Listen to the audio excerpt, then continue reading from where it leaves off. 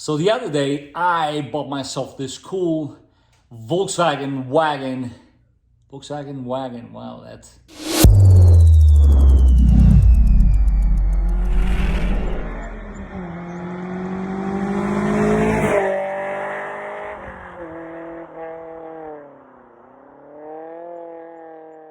So the other day, I picked up myself a nice used Volkswagen TDI Wagon.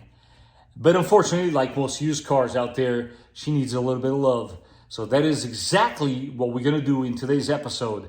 Ladies and gentlemen, welcome back to the channel. This is the Vikings Garage. And with the experience that I've gathered of owning 4 TDIs now, I'm gonna show you a few tricks along the way that you can utilize at home, save yourself a ton of money, and get these things to perform like they should.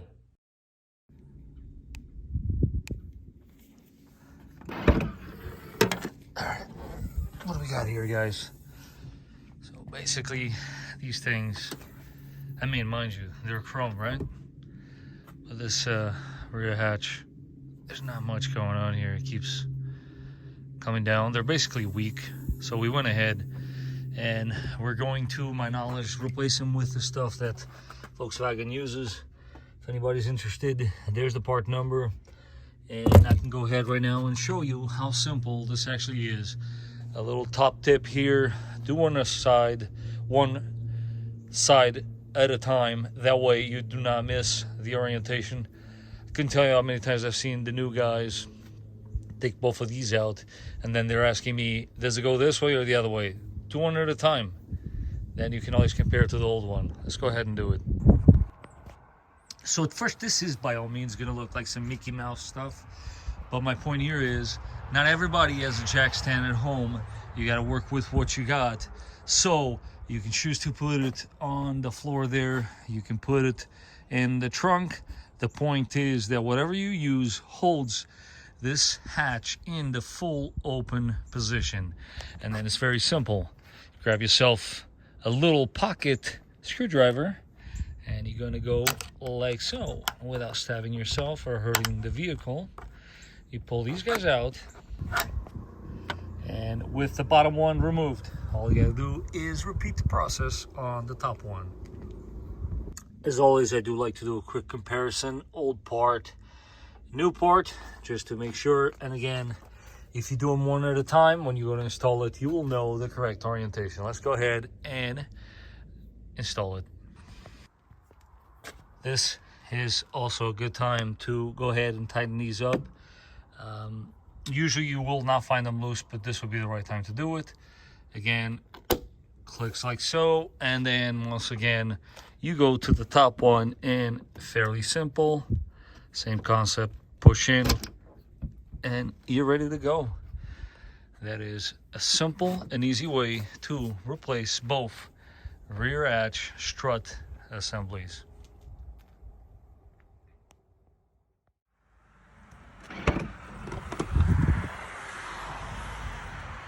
And as you can see now, a lot more tension. And that's basically what you want to see.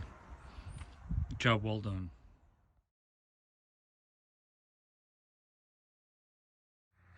Mounted right on your airbox is your mass airflow.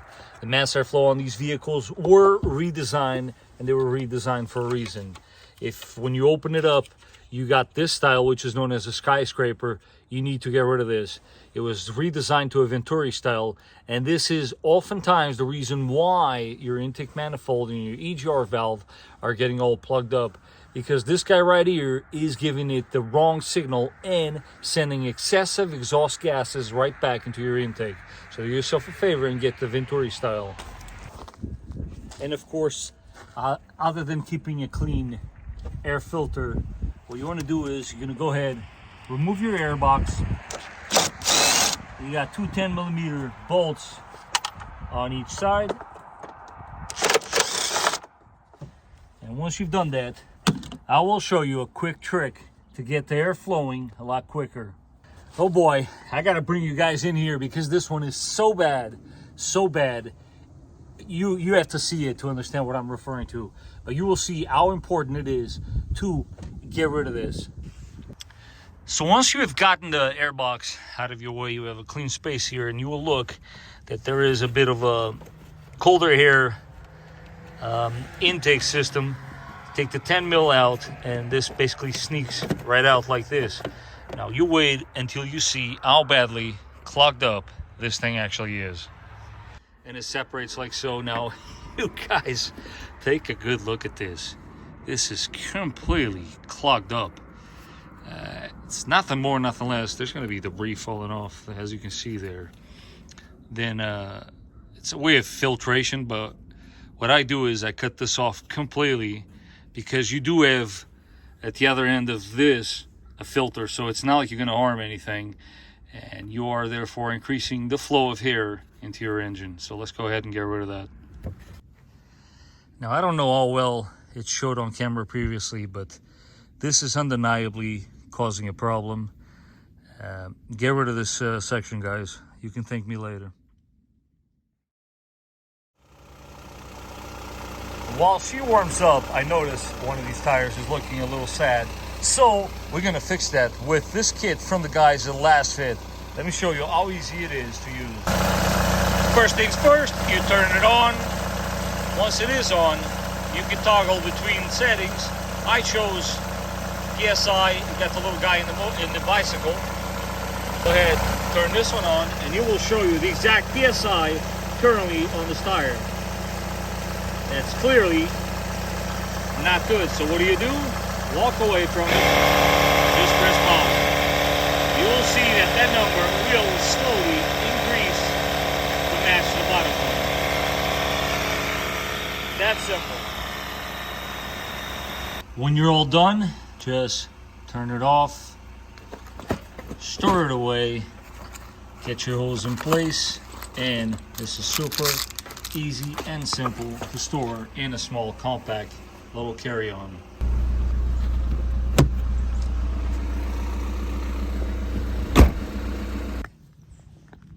While we're in there, I think it's only fair that I show you guys how to replace your cabin air filter. All you're gonna need, Phillips head, and that is the area in which you're working with. Check it out. There's not a whole lot to it, guys. First thing you want to do, remove your weather strip out of the way, place it to the side, and now you're going to start working your Phillips heads. Place them in a location in which you will not lose it. I find that to be a good spot. You will have 4 of them. Once you've taken all 4 screws out, now it's a matter of not breaking your old Volkswagen like I just did. This just goes to show you what you're dealing with when it comes to older vehicles, but it sort of comes out in an angle like so. And no surprise there, you can already see it. It is very much in need of replacement. Most definitely worth mentioning, you're gonna have 2 clips that need to be pushed like so, one here and one out of frame right here. Super easy to do. This is what you should expect at the end, and the installation is obviously the reversal of removal, as the instructions would say, minus the broken piece. Let's get it back together.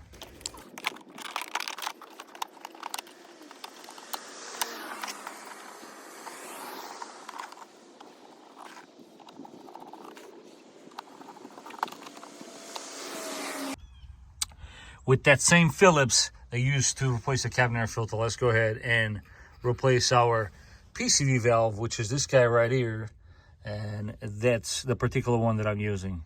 Super easy, and just like that to this. Guys, this is common sense. When you look at the older PCV valve, I cleaned it a little bit. That's clearly a Volkswagen part, and I'm gonna go ahead and say this is more likely the original one. So why not just go ahead and replace it? These are all components that should be done under regular maintenance, and this engine will thank you in the long run. But of course, this video would not be complete if I was not to change this diesel fuel filter. Guys, I cannot stress enough how important it is to replace these filters.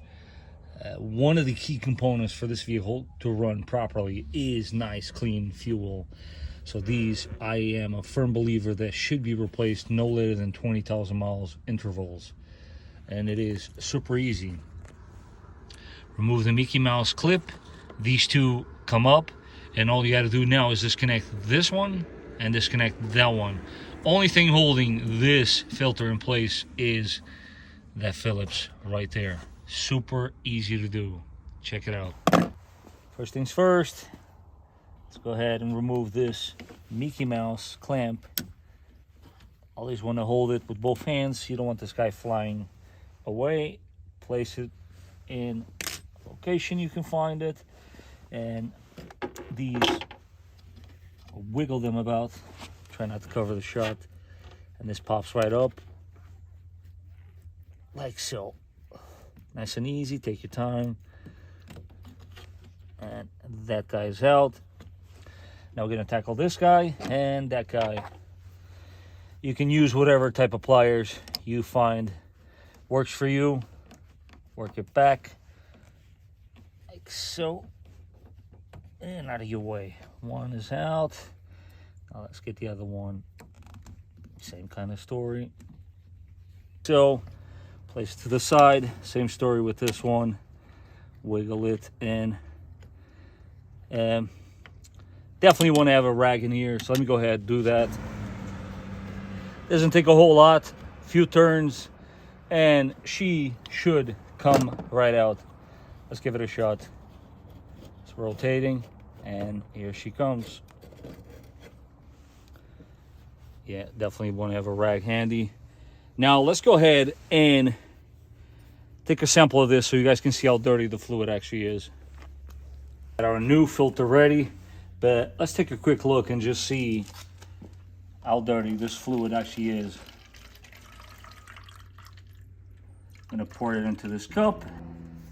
Now, for the sake of this particular test, there is not a whole lot to see here, but when you do pay close attention, you will see there are a few things floating around. Guys, that's why we have the filter there. You do not want that stuff going in your engine. But anyways, let's go ahead and replace the new filter.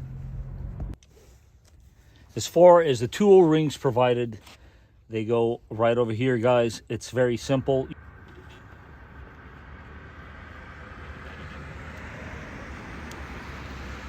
Take your time.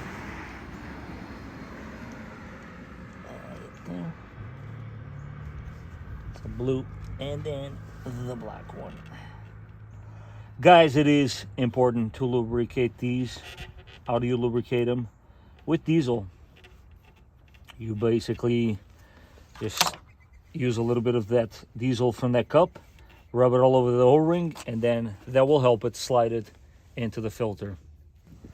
Obviously, orientation is key. Pretty straightforward. Just slide it back down. Make sure the valve lines up like so. Tighten up your Phillips. Again, no need to go crazy. This is basically holding it in place. So use common sense, guys. Looks to me like this is not going anywhere. Once you've secured that filter, it's one of the most crucial parts of this process. You got to fill up the filter with clean diesel, or in this case, I use this additive, which works just as well.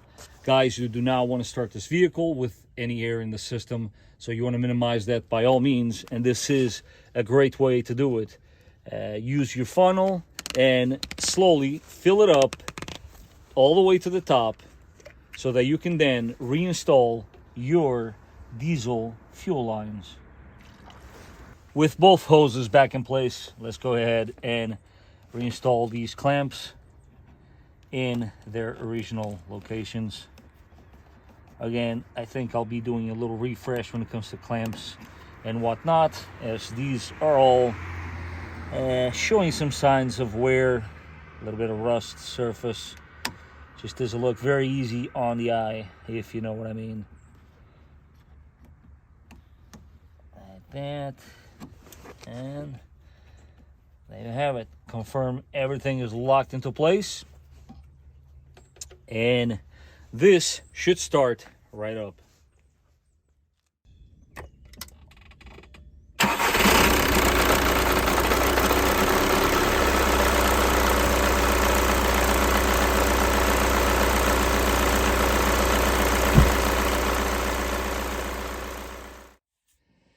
And that, my friends, is a TDI that is starting to sound like it's supposed to.